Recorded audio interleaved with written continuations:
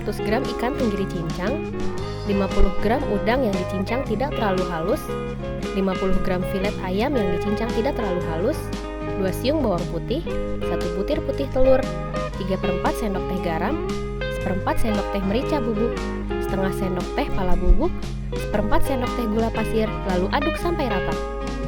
Masukkan 1 sendok makan sagu. Aduk rata, lalu taruh di dalam putih telur. Kukus sampai matang. Celupkan dalam larutan tepung yang terbuat dari 100 gram tepung terigu, 200 ml air es, setengah sendok teh garam, 1/8 sendok teh baking powder, lalu goreng sampai kecoklatan.